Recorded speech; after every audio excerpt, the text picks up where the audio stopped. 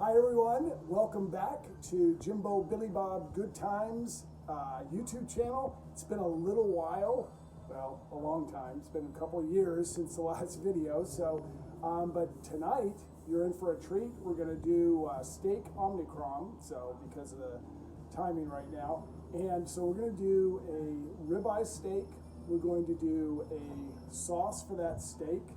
And with a little twist from the previous steak sauce that we made. And we're going to do a fry sauce with a special kind of So the first thing with the fry sauce, French fry sauce, there's 4 basic ingredients. We got mayo, ketchup, Worcestershire sauce, and a little pickle juice. So those 4, and then what I'm going to add to it is some paprika for color. And then I've got this steak sauce, Harris Ranch steak sauce, and the reason I'm adding this is it's got some really good ingredients. Instead of just putting regular salt and pepper, this has salt and pepper in it, but it also has chili pepper, and it has garlic and onions. And so I think that'll be a nice mix to put in here. So we'll start with the mayo. And the mayo is usually, as compared to the ketchup, it's usually about a 3 to 1. 3 to 1 mix there. Put some ketchup in there. And looks about right. A little bit more. There we go. Because ketchup goes with French fries, right? So anyway, so we'll mix that up. Get a nice color with that. And then we'll put in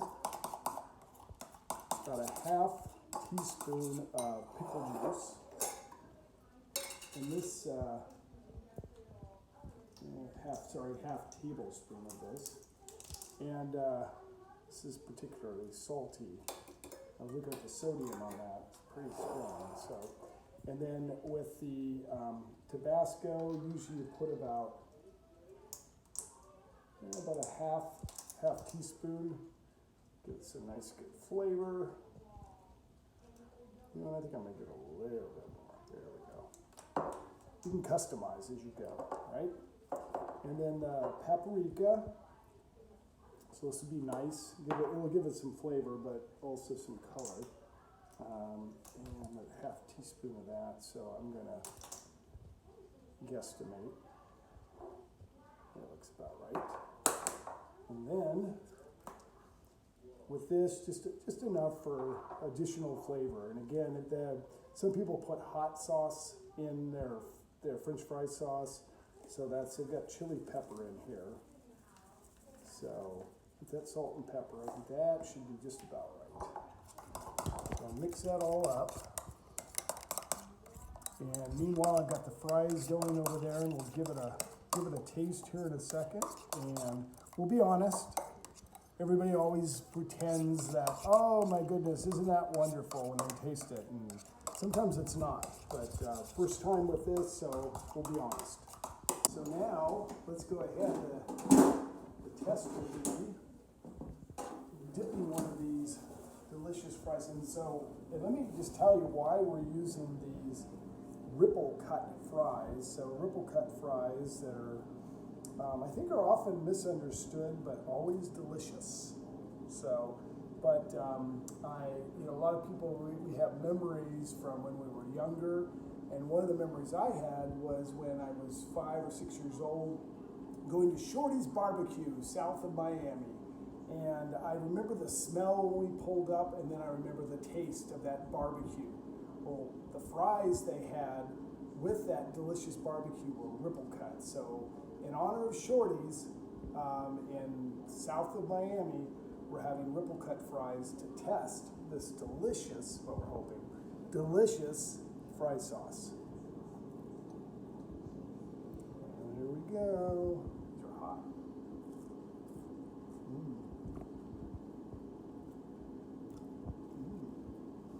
It's good. And one of the things is I didn't salt the fries. There is salt in there. There's quite a bit of salt in the pickle juice and the steak seasoning. So you don't need to salt the fries. Just use the dipping sauce. Going in for another. Now we're going to make the steak sauce. So we're going start out with a little olive oil. Get this going here. Okay. Olive oil. Don't need too much. Some butter.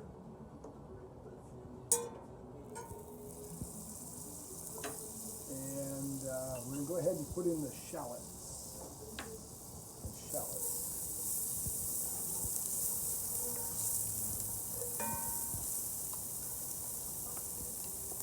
Shallots are just like, you can use yellow onions. I've used yellow onions in the past.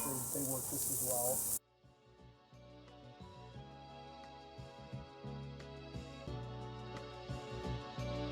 They can heat up pretty fast. I'm actually gonna put a little bit more olive oil in here, just to kind of give it a little bit more time to, and give it some more time to saute here.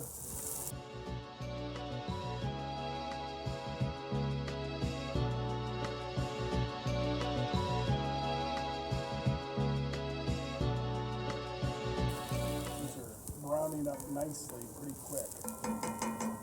So we'll go ahead and we're gonna get put the garlic in there now. So this is my mom's 30-40-year-old Swiss garlic press. Does the job.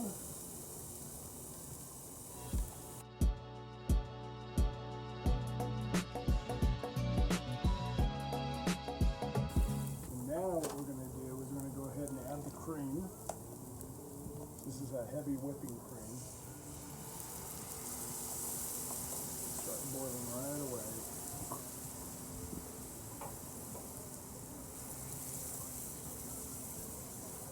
It'll thicken up pretty quickly.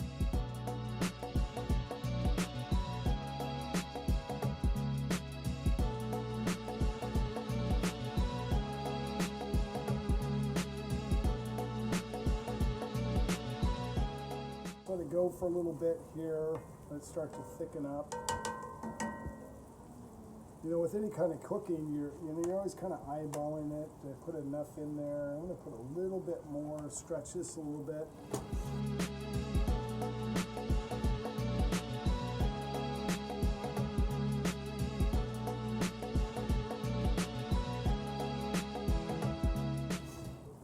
I'm going to go ahead and put in these are the mushrooms. And mushrooms, they cook down pretty quickly. And of course, when they cook down, they also will add a little moisture here.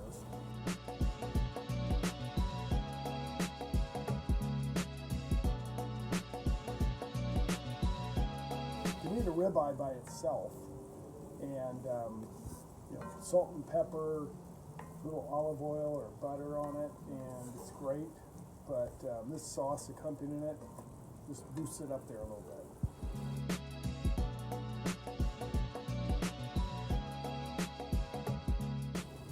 Next thing we're going to add here is a little Worcester sauce. I think I called it hot sauce earlier. But hey, if you're going to put sauce on a steak, why not add a little of the steak's best friend, Worcester sauce?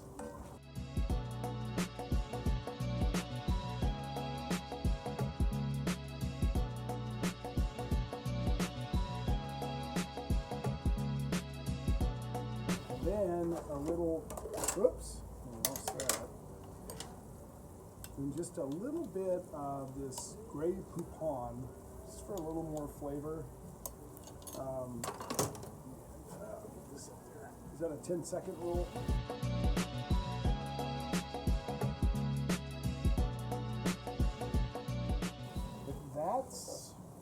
That's it, right there.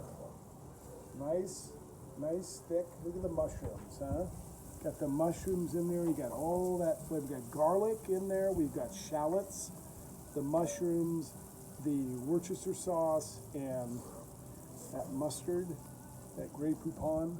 And that's a great sauce to dribble on the steak, and we'll do that in just a second. All right, so we got our beautiful ribeye here. Nice, big, thick ribeye. And I didn't put anything on it. Okay, I didn't put anything on this. I'm just gonna, we've got a sauce, as you know, and we're gonna drizzle that over the top of it. So that's gonna give us a ton of flavor. So the first thing I'm gonna do, so I wanna have some of those nice, beautiful cross marks on it. So what I'm gonna do is I'm gonna set it on there for about 1 minute and 15 seconds at an angle, and then I'm gonna pick it up in 1 minute and 15 and turn it the other way. You'll see that. Go. So now we're gonna take a look at this and turn it over. Nice flame. Look at that, huh? We got some good cross marks. So we're good here. Got some nice, I don't know if you can see it by the fire that's burning here, but we got a lot of grease and fat coming off this ribeye, but we got some nice grill marks there. This would be something that a steakhouse would be proud of. We're gonna put it over here, take it over here, and we're gonna let it sit. A little foil, we're gonna tin it with some foil, let it sit. Just a little, probably about 7, 8, 10 minutes. And then we got the steak sauce, and we're gonna go ahead and drizzle that over the top of it, and we will take a bite of that, and I think you'll be pleasantly surprised. This is what it's all about. Finally, this has been resting for a while here. So we're gonna go ahead and give this a slice. Ooh, looks good. And we're gonna drizzle some of this great sauce that we made. It's got mushrooms in it, shallots, garlic, olive oil, butter, Grey Poupon, and Worcester sauce, otherwise known as hot sauce. Look at this. Oh my gosh. Perfect, perfect, perfect. Oh, okay. Mouth watering. Oof. Thickened up very nicely. Put this on the top of it.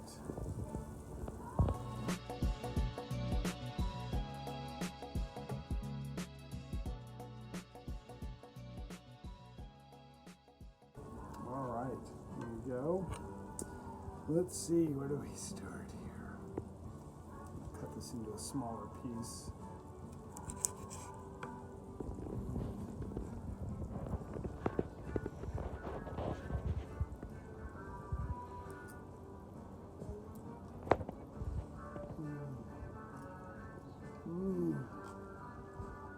You know, you work on this, spend quite a bit of time and effort putting it together.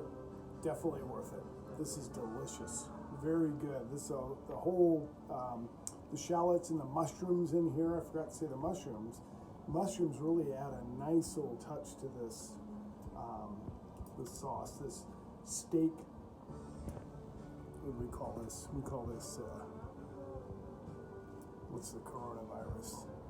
Omicron. Yeah, steak Omicron. Good stuff. Go